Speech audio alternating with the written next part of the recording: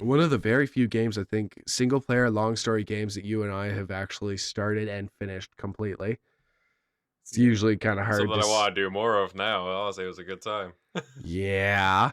Well, usually it's hard to steer you because all of a sudden there'll be 17 other games you want to play. So I'm like, nah, I got you. I got you by the reins. I got Grim in there.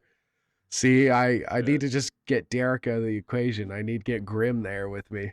And then all of a sudden, Get grips. yeah, then he's my ride or We'll get the die. job done. Yeah. Yeah, exactly. Jumps down and slides down the hill. I see shots going above his head. So she's like, oh, great. On her one day off, you're trying to romance this Pan Am chick. I'm like, honey, it's V. It's not me. Come on. Brought back some old Catholic school memories, did it? Oh, man. Yeah, you just... Okay, you know the DMV slaw? I know you're going with this. Yeah, this guy. You're listening to On the Rewind. Welcome to On the Rewind, a bi-weekly Neon Blinds media production where nerds, geeks collide on the latest and nostalgic topics, airing on Amherst Island Radio 101.3 FM. Make sure you tune into a longer run of the show on your podcatcher of choice. And we got a few things lined up for you today. We got some tech news, but first of all, what do you got on for the Rewind for us, Adam? All right, and thank you, Derek. Mostly the fact that you and I have been getting into some gaming. Buddy, we have been gaming hard lately. For the first little half of the last 2 weeks, we have finished up Far Cry 5. And I had the absolute pleasure of hearing Derek's reaction to the ending of Far Cry 5. Spoiler warning ahead for people. Derek, why don't you let us know what the Far Cry 5 ending is? And this is canon. This is the canon ending. Yeah. So the preacher man, he was right. And I'm thinking, oh, a bomb went off. Oh, they had a nuke. It's like, no, he was just right. I was obviously, oh, he was just right. I mean, well, I'm convinced that, nah, they must have had like a bomb or something. Or it's like, nah, it's just every time they said you broke a seal, bad things accrued, and you finally did it. And he's like, yeah, no, you do this. There's no coming back. It's like, yeah, there's no coming back. And then you're driving all the way through Hellstorm and Hellfire, and we're lining up. I'm like, watch us be stuck in a bunker with this guy, like just me and him. And Adam doesn't say nothing. Yeah. And we get there, and there's a crash. He's dragging you in, and then he's like, well, you and me are gonna have plenty of time to get along. You're gonna be my new family. It's like, cool, I'm gonna be stuck home. Like, dude, it is absolutely crazy for the fact that, yeah, it's an actual, like, no one saw this coming when it first came out, that the Doomsday Cult is 100% correct. Like, Yeah. everything they teached was 100%, like, it actually was happening. All of it. And the really crazy part for anyone who's played Far Cry, not Primal, but the one in between 5 and 6, it's a sequel to this game. New Dawn. Thank you. And yeah, it's a sequel to this game where you are playing in Hope County, but it's like the embers and ashes of Hope County, where you get to like see everyone in, let's say, 50 years. And you actually get to meet the Rook or the sheriff. And I think he's called like the Voiceless, or he's called the like something like that, where it's now he is the preacher guy's main hand, like the main guy he sends off to do stuff. He's pretty much just the new bow lady. And he never says a word. I think he grunts a few times. But yeah, you're pretty much led to believe, like, over the past 50 years, your character in Far Cry 5 was, like, tortured and manipulated over that entire time, that he is completely broken. He is just completely broken as a man. And yeah, I don't know, it's kind of crazy just that the ending completely takes away, it makes you think about your entire experience, which I really like. Mm-hmm. Not many endings do that, where they force you to think about every single part, and playing through it a second time with Derek, not knowing the ending, it was kind of crazy to be like, every single piece of dialogue is correct. It's all like everything that and the game developers did this on purpose. They made them sound absolutely Yeah. crazy and off their nut. But then if you actually start listening to what he says, he knows what you're doing is the path of God. He just wishes he was wrong. Like the whole time, he wishes that what he had seen and what he based this whole cult around was not true. You end up being the villain of the whole story. Yeah. And that's why at the very beginning you can do, in true Far Cry fashion, after Far Cry 4, you can not arrest him, and you guys do just back away. You just back away. You never break the first seal. You chill. You don't do anything. Yeah. And the world stays the same. But in the actual canon of the Fallout universe or Far Cry universe is that you arrest him and the nukes go off. Yeah. It wasn't Voltec, guys. It was Rook all along. Yeah. Which is crazy. But so we finished that up, which was pretty cool. One of the very few games, I think, single player long story games that you and I have actually started and finished completely. It's usually kind of hard Something I want to do more of now. I'll say it was a good time. Yeah. Well, usually it's hard to steer you because all of a sudden there'll be 17 other games you want to play. So I'm like, nah, I got you. I got you by the reins. I got Grim in there. See, I need to just get Derek out of the equation. I need to get Grim there with me. And then all of a sudden, get grips. yeah, then he's my ride or We'll get die. the job done. Yeah. Yeah, exactly. He'll see it through for Hope County. But no, it was a super fun time. Yeah. Yeah, and then we went into Bayou. We went into the Bayou. Yeah. Oh. Also fun time, also absolutely terrifying time. I did not realize how much sound played a aspect in the game. Yeah. Because the amount of people that I watched like Smitty, and I watched some like Vanos Crew-esque YouTubers play it where they're loud the entire time. Oh, yeah, you can be aggressive the entire time. Yeah. I didn't really notice. Or like even if they were sneaking around, their voices are so loud you don't really realize the aspect of they are sneaking around. But I will say, yeah, it's a pretty fun time doing duos. I think trios would be interesting to see the dynamic. As is right now. Gotta stay a lot more huddled together because it's one of those. It's once you get a shootout, if you're singled out, they just pick off that. Now it's 2 versus 3, and it's just a pure numbers game at that point. Well, I noticed the only time we really get into trouble is when we both get like a little far away from each other. Yeah. Yeah, which is a problem because I'm trying to be a little sniper boy, but that means like I try and go on high, but then I need to be close to you. So all of a sudden my perfect vantage point is like 100 yards away from you. I hear a shot ring off towards you and you're down. And it's like, Yeah. It's taking me like a good minute to get over to you, and I'm making all the noise in the world. They know where I am, and I'm a little sweet boy, and I don't like being too aggressive. You're the aggressive one, and I try and like support. Well, I'm the one with the shotgun. Elmer Fudd hunting rabbits up in the bayou. Yeah, and I'm the Mountie with the rifle. Which God bless that skin, but I did realize how bright red I am. Yeah. There's not a lot that blends in with me.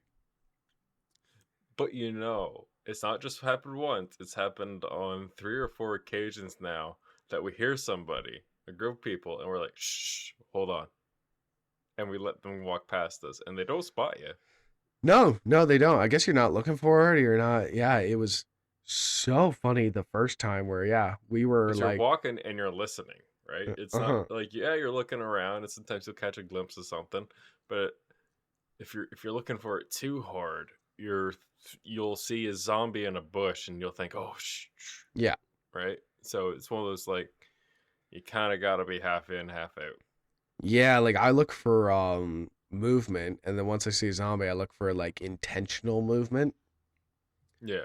And that's kind of like the thing of how I've caught a few people where it's like, oh, okay, that guy went way too fast. And then, yeah, you track them, and then all of a sudden you see it's a hunter. You're like, okay. But yeah, that was kind of cool to see them creep by us, like trying to go up to a thing, and like we're both on a rock just steady. Yeah. Yeah, that was cool. But yeah, no, I've been enjoying it. It's yeah, it's good. It's good. It's a little crazy, a little scary. Not gonna lie, a little scary. But What's the scariest monster for you?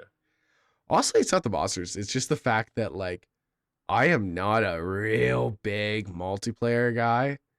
But if I am a multiplayer guy, it's one of those ones where like almost COD-esque, where like all the action is all at once, all at you, no matter what. So there's not really a downtime. You're always expecting to get shot at. The ones where we are creeping for 20 minutes and then it can all go to shit in 10 seconds, that gets me. Because all of a sudden I'm jumping. Does it get you good or does it get you bad?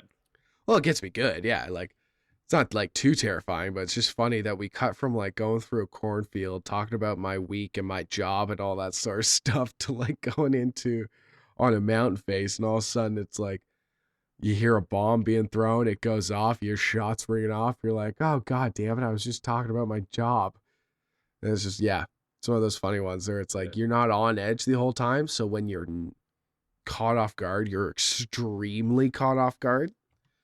But I like it. There's a balance there because like we're talking about the week and stuff like that, and we were kind of going haphazardly at first, but then when we were getting into it, like when we got to that mountainside and stuff like that, and we're like, all right, we're coming up on a civilization, let's tone it down a notch, and Yeah. we got into a shootout there, and we came at the other end. Yeah, you came out the other end. I think I remember specifically spectating you, and my Mountie body was contorted on like a side of a cliff face, just being like, "Help!" We got you. We got you back up. Yeah, I downed one person. That was kind of cool. Yeah, Yeah. That sniper by the circus was giving us hell. Yeah. No, and you got that. We made a good Yeah. push, and I think that was all in the same match, wasn't it? It was, yeah, because pretty much Yeah. no tokens were up for grabs, no bounty tokens or whatever they're So we called. just went circus to Yeah. go grab the perks, and Yeah. But no, we it's walked good. away with like 3 kills between the two of us. Yeah, it's one of those ones that it's like we're not bad at it, so you can enjoy it more. We're not getting our butts handed And to us. we're at the matchmaking ranking thing, so we're like, I'm MMR3, which is your average Joe, where the average person ends up. Yeah. Now, if you get into like match ranking like 6, Yeah. that's where you get the sweaties. We want to stay in 3. Oh God, yeah. No, I do not want to go any higher than this. I'm pretty happy here. Yeah, I can only imagine 6s. We're the ones that's going by people huddled in the grass type thing. Yeah, but I do say That's kind of you gotta wonder though how many times you're doing that. oh, it would be cool if you ever got stats. Like, I know they give you stats on like people that you killed, downed, and all that sort of stuff. But if they gave you like a map of like everyone's movement and all that, and it shows like, dude, we were like a couple meters away from this team. And then they like followed you and you saw that little circling pattern where they're following you throughout the whole map. That'd be kind of interesting. But yeah, no, I'd say the skill wall and like leveled entry is not as bad as people probably think it is.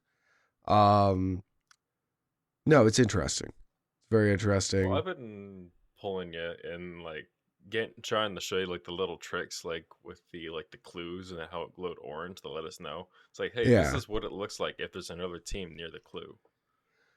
Yeah, and I did play the first half of the tutorial. I'm assuming the advanced tutorial would have helped me out a little bit more there, because I haven't touched any of this tutorial. The tutorial's newer than when I came in. Yeah. So I am assuming that like I'd hope that they teach you a little bit more, because now that I think about it, they actually did not teach anything close to that. Yeah. But yeah, no, it's been an interesting time. Excited you brought up Delta Force. Might be cracking into a few games of that because Yeah, that either seems like that a or the good time. Bayou after the show. Yeah, yeah. Just because I played the alpha test, so I am actually curious to see what it looks like now. Look like a good time. But yeah, besides that, the only thing left to rewind is I finally watched The Penguin. Have you Oh seen yeah, that? I started. Yeah, yeah. I think I've seen the very last episode, but because I was watching it as it was coming out. Yeah. But Um, I think I watched the first eight. I think there's only 8, so you must have watched 7. But Oh or you watched it all. yeah. Um, yeah, it's a good show. Very good show. They do well with it's funny, they tell you where it's happened and it's all based on the latest Batman movie moving the Hmm. plot forward. That's why the whole city's in an uproar and all that sort of stuff. I will say the Falcone family is an interesting family. And it's funny because a lot of the almost every pre-Batman story for like Gotham and all that sort of stuff, and like in the Arkham games, it's through text. It always focuses on the Maronis and the Falcones. So it's kind of interesting. I don't think we've seen much of the Maronis and the Falcones after Batman showed up. So I kind of like that, where we're now seeing like a side where the Maronis, they were in prison and all that sort of stuff. And Carmine Falcone's dead, but the family still was like alive for the most part. Um, so I think that is very interesting that we actually got a post Batman look at the mob families. Yeah. Because for the most part, after Batman, and this comes up in almost every modern Batman literature, he is the reason for people like the Joker. And he is the reason for all of the costumed criminals. Hmm. Like before that, there was none. It was all just regular crime that we're used to in our own world. But yeah, he brought out the worst of Gotham trying to protect it. Yeah. So yeah, I am interested to see how that's going to continue forward in the movies or if there's going to be more TV or what have you. But yeah, overall, really good. And also kind of crazy that it's Colin Farrell. It's so hard to see his face when you look at the Penguin with all the stuff Yeah. I've seen him. Honestly, I couldn't recognize the actor, so I probably have to actually look at like the actor that you name is Colin Farrell. You said. Yeah, like dude, I have a poster of him in my office right now and like I kept looking back at him and I'm like, dude, how? How? Like the Colin Farrell I know Oh is really? that's what I mean, dude. That's what I mean. Like I know him from The Gentleman where he has a big stash, huge glasses, and he's a skinny buddy. Um, Yeah. but then you look at the Penguin, it's like he has a hair lip. He's like a very heavy set gentleman, balding. It's like the prosthetics on that must have taken hours, and I can't imagine it is easy to act in that. But he does a very good job. No. Yeah, no, he did a really good job. Now that I pull up, it's like immediately recognize the face. But yeah, Yeah, no, it's crazy, good right? on him. Mhm. Good acting chops. But besides that, All buddy, that pretty much sums up my rewind. It's just a bunch of gaming with you and the Penguin. right. Yeah. Yeah, that'll end work, but Um. no one wants to hear that. Yeah. All right. So, my rewind is a little interesting for when it comes to the gaming side. Because yes, we shared those games, but um, there's a game called Freedom Wars that was came out 10 years ago, roughly, and it's the reason why I did the little jail cell theme because it's Freedom War. You're Yeah. fighting for your freedom in it. Okay. A little visual bit. Sorry for Yeah. the audio platform. Um, so essentially, this came out around the time that the 3DS had Monster Hunter and Monster Hunter was selling like hotcakes, and Sony had the PS Vita out, and they wanted something similar for them. They tried a few different iterations, but they had a first developer studio like Sony main studio, Yeah. develop a game called Freedom Wars, Yeah, I have never actually which, seen this. yeah, it only launched on the PS Vita. Oh, okay. It spent 5 years in development, and when it launched, they essentially announced the end of the support for the Vita, like a month after it launched. Yeah. And so this team that worked very hard on this game for 5 years and actually wanted to make it a series didn't have the rights to it, didn't wasn't able to produce a sequel, wasn't able to sway the producers within Sony to port it elsewhere. Recently, the person that was on the lead for that project acquired the rights to the IP, Okay. and they ported it everywhere it could go, and they polished it up, like they made the animations better for the high FPS, they made the resolutions go up to 4K and stuff like that. But in all honesty, it's the exact same game 10 years ago out today on all platforms, Okay. which means it's not choked full of microtransactions at every turn. It's you buy the game, you have a game to play. That's kind of interesting. Getting a little time capsule. Yeah, and I played the crap out of that near the like end of like high school and whatnot. And it was actually how me and one other buddy who would eventually after high school moved like 5 hours away. We would probably hop on that like every like once a month, and we because it had a little co-op mode, Hmm. and the game was kind of ahead of its time. You had a co-op mode. Every mission could be done in co-op. There was a PvP thing where it was faction versus faction. So they have this whole thing where I'm gonna can't remember how to pronounce the actual word it is, but essentially it's a city versus city game, and the monsters are these actual mechanical beasts they call abductors. And the whole thing is people are resources. So you're trying to steal the other city's engineers with these mechanical machines, abductors, and you're also trying to break out your citizens out of their abductors. Okay. And it's a little like co-op kind of anime looking style thing.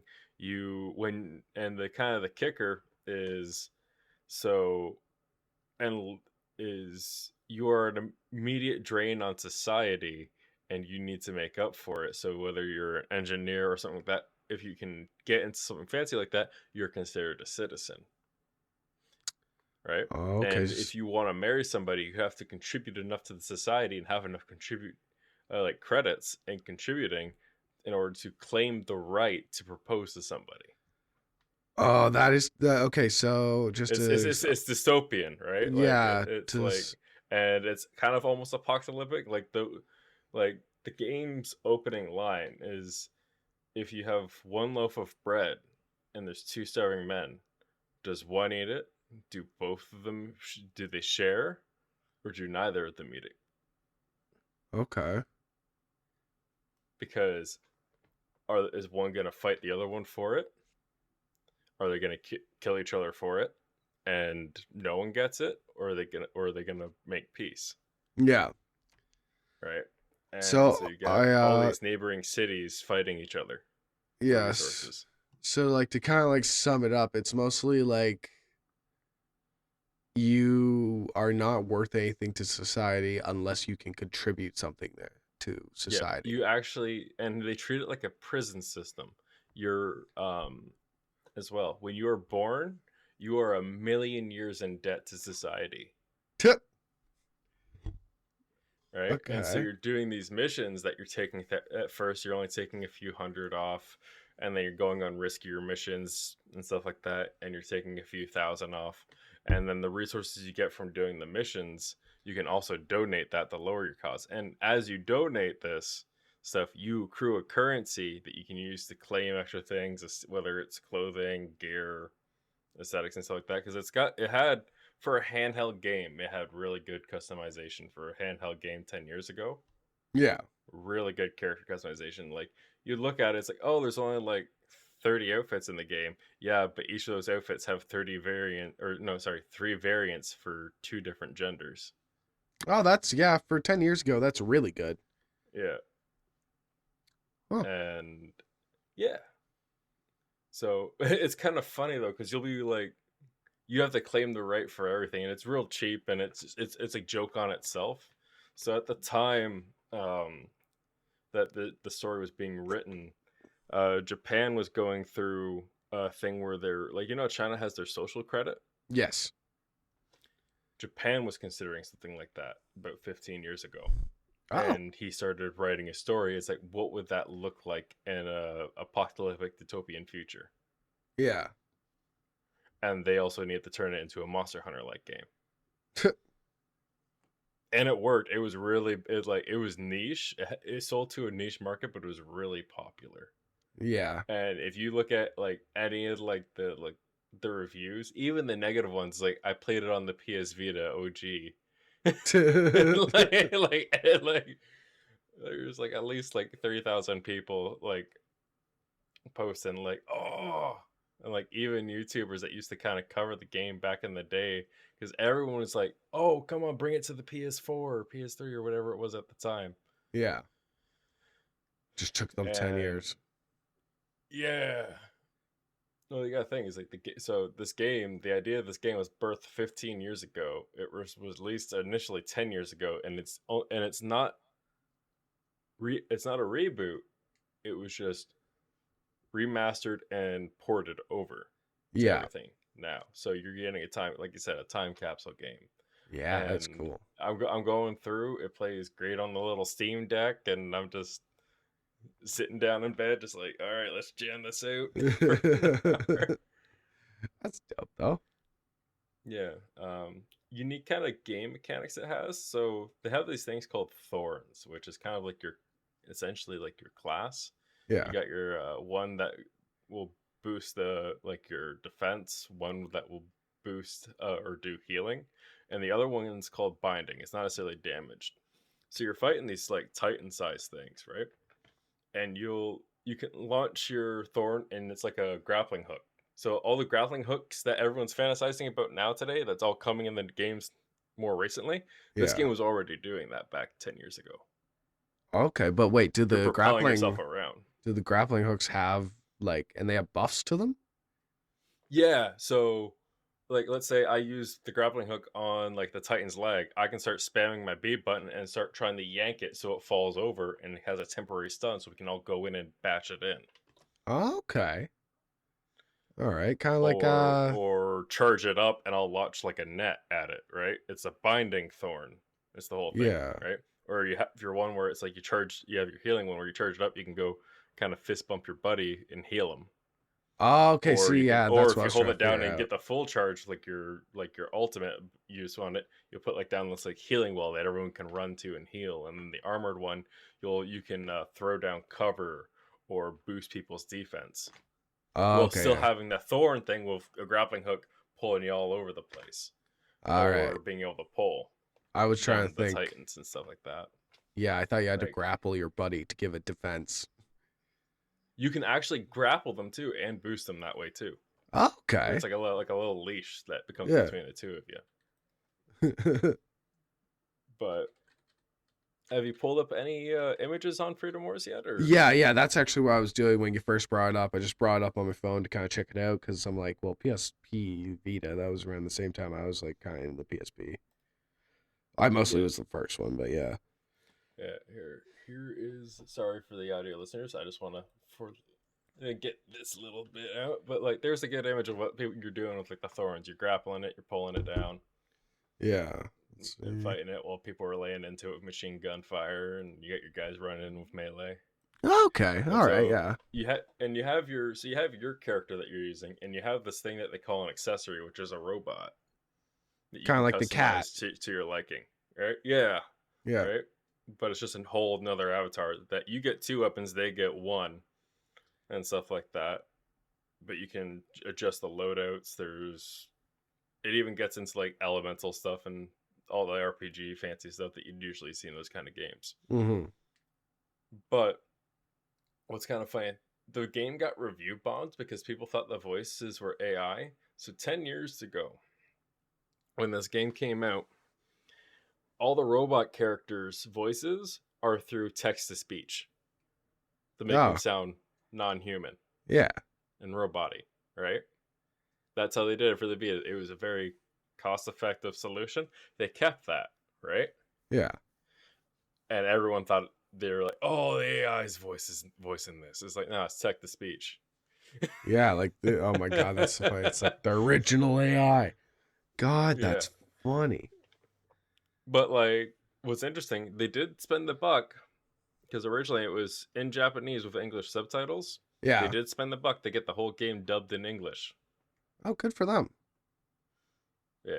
Yeah, And by the sounds of it, they're very aspiring voice actors. There's a couple ones I did recognize, but a couple ones is like haven't heard them in anything, and yeah, they sound like they're still getting their voice acting jobs. yeah. That is interesting, But though. yeah, no, that was a little thing. Like I think I only got like a little less than 10 hours in. I think I only picked it up a couple days ago because it came out on the 9th Yeah, of January here, and I was just like, at first I'm like, Monster Hunter's around the corner. I'll wait, and then I kept looking at it. I'm like, oh man, I'm getting nostalgic feelings for it. All right, I'll snag you. yeah. I don't But know. I like the idea of the fact. This is almost like a philosophy type question of the fact that we look at that now and think that it's AI, but it was actually text to speech, and it's just funny that like 10 years ago, I guarantee you there was no way in hell they ever thought that that would be a criticism type point when they were doing the mm, text to speech. I don't know. well, 15 years ago when they were developing it, right? Yeah. Like just putting yourself in the mindset there of like, and of all the problems this game might have arose in the community, I Mhm. guarantee you not one person on the development team thought if we ever re-release this 10 years from now, people are going to think this is AI Yeah. made. Yeah, that was supposed to be the AAA game on a handheld, Yeah. No, that's and interesting. it kind of ends up as a AA game today, Yeah. which is how it's kind of holding up. Which is kind of interesting. It held up well. Yeah. The Yeah. matchmaking's a little to be desired though when you're doing either the PvP or the co-op. It's got some basic matchmaking functionality, which is all right, but it can be a couple times I've had to go into like custom searching to kind of get into a lobby. Oh, okay. All right. Oh, that's interesting. Yeah. And other news, actual big kind of tech news. So they had this whole tech con down in Vegas. All the tech companies were there and showing everything off. AMD showed off their GPUs, Nvidia showed off theirs. And Nvidia made huge waves, promising like 240 frames, 4K, maxed out graphics on like Cyberpunk. Yeah. And well, they call it frame generation and the critics call it fake frames. So DLSS is a wonderful thing that has helped people run games looking a little bit better on some older hardware, or even the newer hardware on some newer games, making it a little squeeze a few more frames out, right? Yeah. But so the Nvidia Magic is actually they're injecting frames between frames with AI. So with the new 50 series, the multi generations, they're injecting 3 frames, whereas before they're only injecting. So you'd have your raw frame, Yeah. your artificial frame, and then another raw frame, right? So if you had 60 FPS, it'd look like 90, Okay. right? I'll get into some of the things that are issues with that. But what DLSS 4, the newest generation of that software is looking like, is they can inject up to 3 frames, multiple 3 or 4 frames. So you have your raw 4 or like 3 frames. So if you're like getting, what was it, like the 240? Well, if you math that out, if you're thinking about it, you got 5 frames squeezed together, 240, divide that, and then take the 2/5 together. You're Yeah. getting 96 frames a second when they're raw frames when they're advertising 240 if you go by that math. But according to their website, they said for every on a 4K resolution, every out of 16 pixels, 15 are generated by AI. I don't I don't know if I like that too much. Yeah, so that's where it thinks. And what happens with that is, so you have your raw frame, which is where your raw input is, which between your two raw frames, however many frames there are in between that, is going to be latency, Yeah. right? But the higher the frame rate, the less noticeable the latency. But if you're only getting something like 120 fps or like 90 fps out of it, you're going to notice the latency. Yeah. But if your TV already has latency, then you're adding more to it, right? From what you're seeing. That's what I mean. MS and Yeah. stuff like that. So your average latency in the games that we're playing right now, your raw is typically around 30 ms.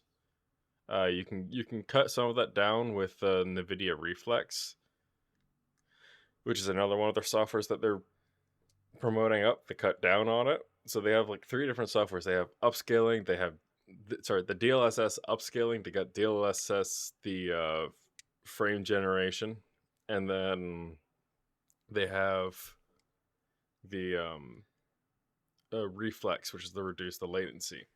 But so what latency does is it takes all the things that are moving and locking that in. But it's like if I'm here and then all of a sudden I'm here, where I was is missing from the picture, but they use technology called painting to put the background where it was. Yeah. Kind of like connect A to B. Yeah. Yeah. So it doesn't look as bad, but what you get that is like the fuzzy around the outside Yeah. and stuff like that, right? So the main effects that you're gonna see is this my at the high resolution it's not bad, but you're gonna get what we call ghosting. And so that's what I was kind of explaining in there, that kind of ghosting effect that looks maybe something's doubled up on each other. Artifacts, it's like when you see like these polygons that are glitching or like jittering out in the Yeah. environment. Like it might just be the text kind of bubbling along. I think that's not as smooth as it's coded in to be. But what you kind of get, I don't know. For a while there, I was calling it when I was thinking about this and I was looking at everything and looking at what the kind of issues it causes. It's kind of like you got your raw flame and then you got a sandwich of just butter of what that picture was and what it's going to be. And then Yeah. you have your next thing, which is a clear picture. So you just have it's like a smear effect that you'll see on some things. Like, the little TVs you see in Cyberpunk with all the like the little news things like in the corner of like the booths or like the stalls and stuff like that. Yeah. So when you first look at that, you're gonna see something fuzzy, and if you stayed looking at it, your raw frames will catch up, and it will become a clearer picture, and you'll actually Yeah. see what's on the TV. Okay. But as if you actually look at the gameplay and stuff like that, if you know what you're looking for, you'll see it night and day. But if it's like your cousin or like your like a niece or like a little brother or something like that, they're not gonna see it. They're not gonna notice. It's gonna be like, yeah, go ahead. It's gonna look great. Yeah. But that's also how like their price points on these cards, like their advertising is like, oh, the 5080 will be able to compete with, the 5070 can outperform the 4090. It's like, can it though? Or is it using just this frame generation to kind of smear the butter in between? So it's one of those kind of things. It's like before we were always paying for raw power. Yeah. Now you're paying for an artificial power, and that's what's kind of the controversy going on with the frames. Yeah. AMD's sorry, go ahead. Yeah, that's kind of like that's why I'm not too like I don't know impressed with it. It almost seems like when you say that let's say there's 2 frames, when you get 3 frames in between, it's like okay, so out of 5 frames, 3 of them are not like are not supposed to be there type thing. They're just being generated as I'm going. It's like I'd much rather the Yeah. actual raw, like you said, power to make the frames, like the frames actually work, not Mhm. just make them out of thin air type thing. Yeah. I don't know. That yeah, it doesn't exactly sit right with me. Oh, and by the Yeah. way, when you said your niece or your nephew or something like that, you didn't have to say all that. You could have just said me, buddy. I am Yeah. awful with that sort of stuff. I have 3 of the like cheapest Samsung monitors you could ever have.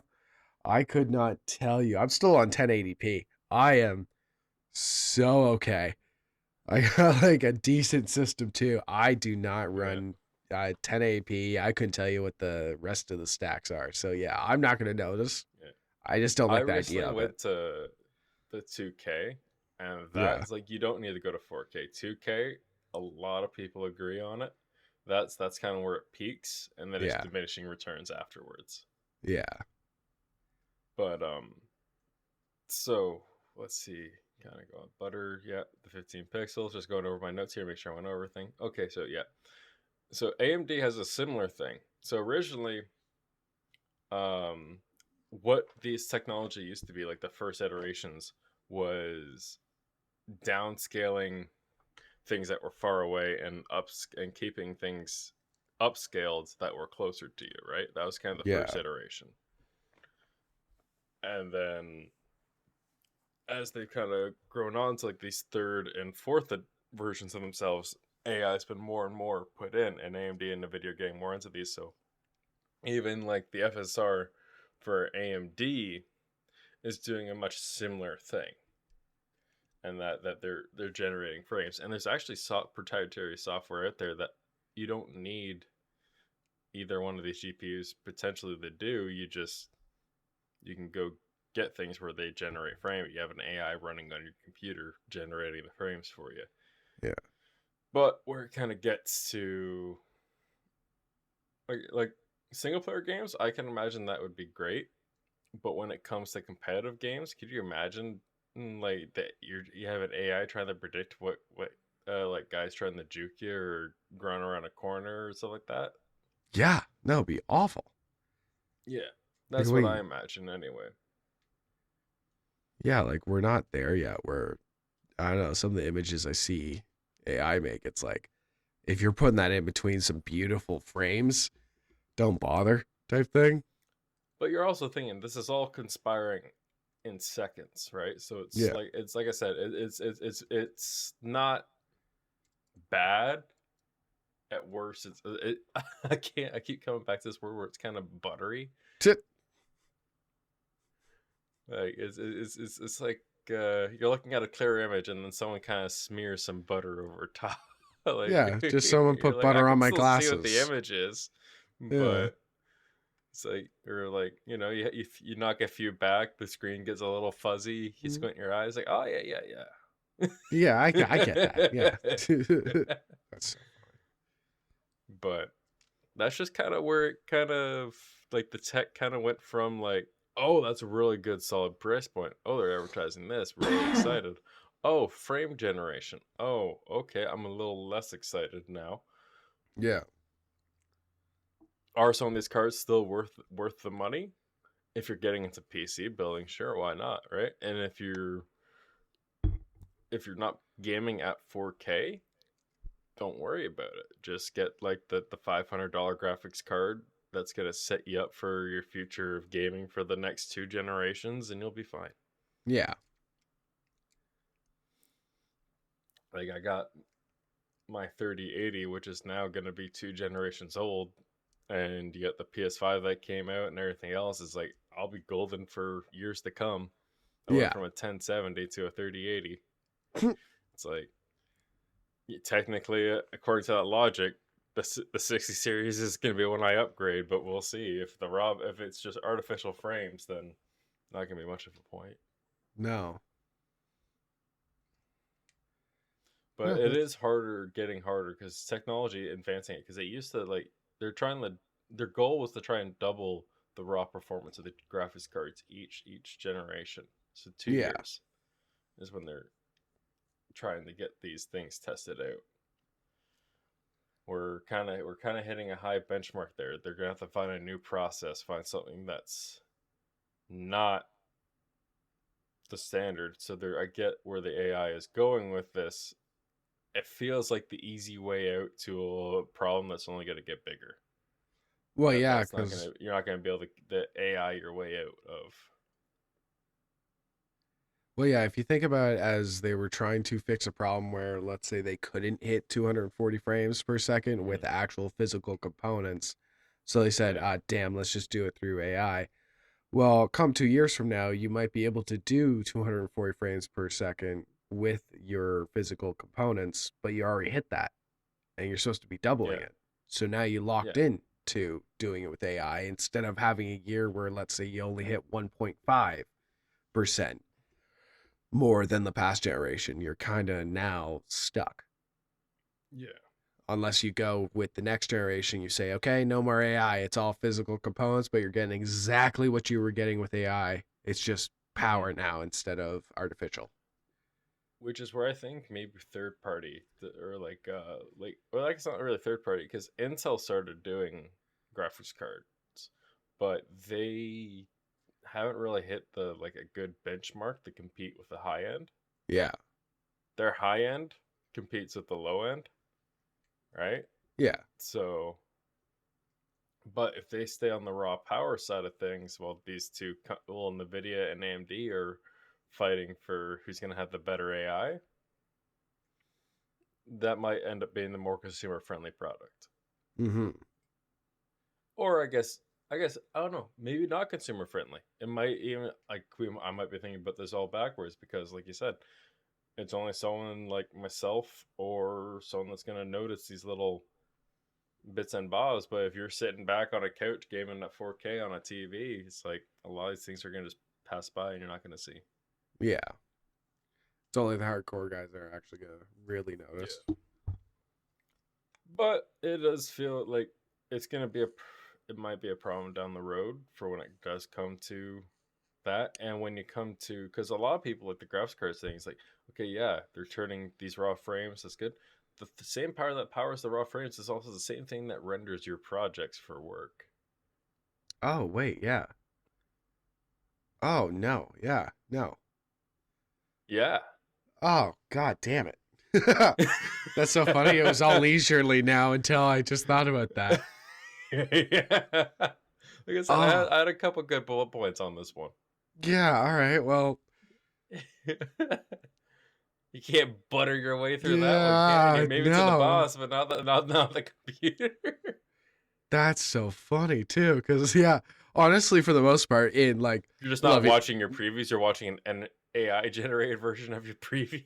yeah, And off of, I don't know how that's gonna like. And again, this is more for frame rendering content at the moment. That's the technology that's going into that. yeah, but it So sure as hell better not be. yeah. Yeah, yeah, Now they yeah, are now is the next generation of like memory on the card. So like the speed of the memory is gonna be fast, mm, but so that'll help.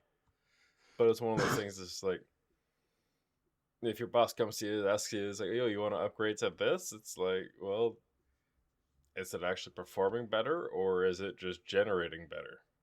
yeah.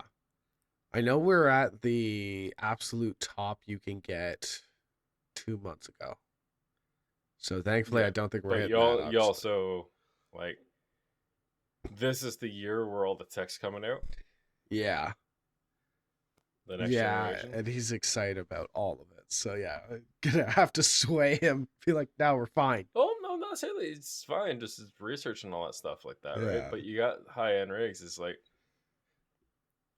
what you got right now. You don't need more than, Oh God, no. right? So Yeah.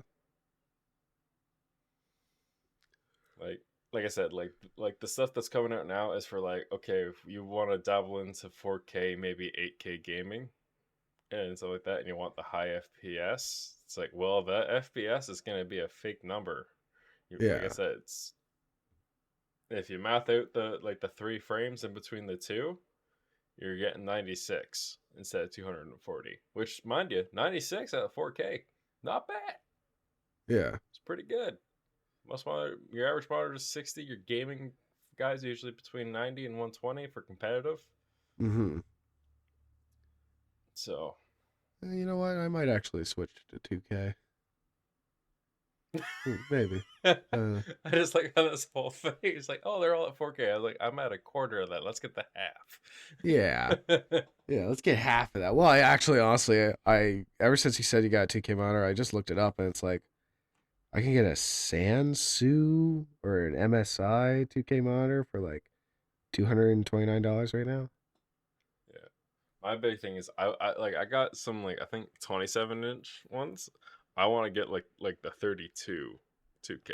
Like 32-inch 2Ks and like nice big monitor. I want to get like one nice big one for myself personally. Because Yeah, my eyes are getting worse, so I need a bigger screen. I keep thinking about that too, except for the fact that I have three 27 inches.